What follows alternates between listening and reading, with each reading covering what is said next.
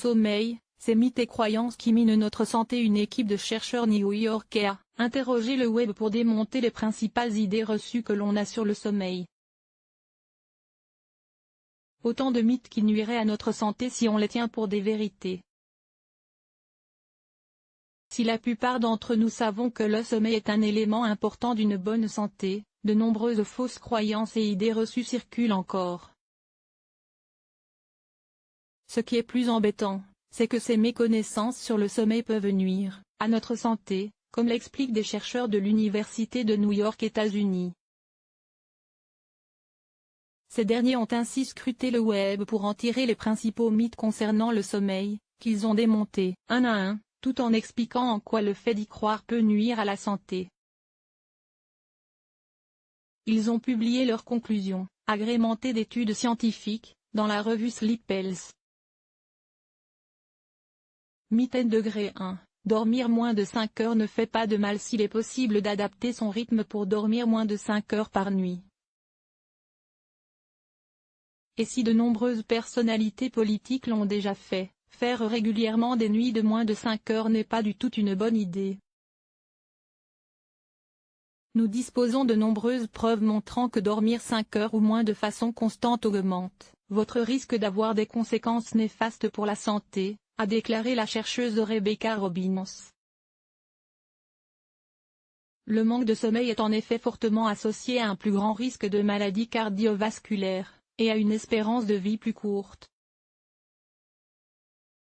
La durée idéale de sommeil tourne autour de 8 heures par nuit. Mythe degré 2. L'alcool avant le coucher est bénéfique au sommeil. Le petit remontant alcoolisé avant d'aller se coucher pour mieux dormir est un mythe, assure l'équipe de chercheurs. Cela peut vous aider à vous endormir, mais réduira considérablement la qualité de votre sommeil cette nuit-là, a indiqué le docteur Robbins.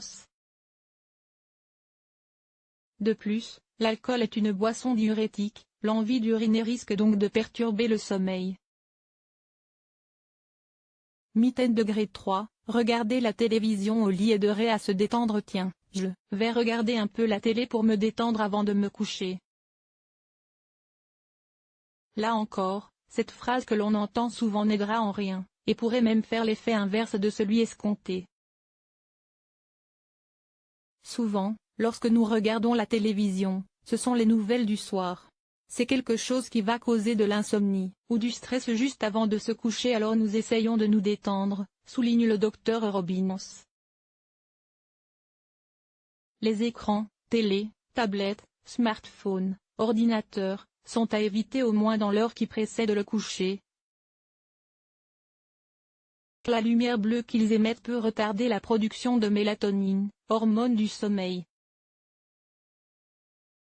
Mythe degré 4. Rester au lit aiderait à vaincre une insomnie. Lorsque l'on est en proie à une insomnie, et que l'on a déjà tout essayé pour tenter de se rendormir, mieux vaudrait se lever plutôt que de rester au lit à compter les moutons. Le docteur Robbins et ses confrères conseillent plutôt de vaquer à une occupation dans une autre pièce, lire, plier du linge. Qu'importe, l'essentiel étant de changer d'environnement pour ne pas associer lit et insomnie, et finir par retrouver le sommeil. Mythe degré 5. Appuyer sur le bouton snooze permet de gagner des minutes de sommeil lorsque le réveil sonne. Il vaudrait mieux s'efforcer à se lever plutôt que d'appuyer sur le bouton répété de l'alarme pour tenter de grappiller quelques minutes de sommeil. Votre corps va se rendormir, mais ce sera un sommeil très léger et de qualité très médiocre, assure le docteur Robbins. Mythe degré 6. Le ronflement est toujours anodin. S'il est parfois anodin de ronfler, par exemple lorsque l'on est enrhumé, le ronflement chronique peut être le signe d'une apnée du sommeil, affection qui est associée à des risques d'hypertension, de troubles du rythme cardiaque ou d'AVC.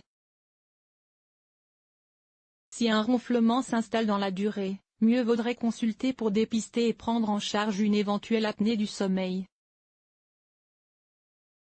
Source: BBC.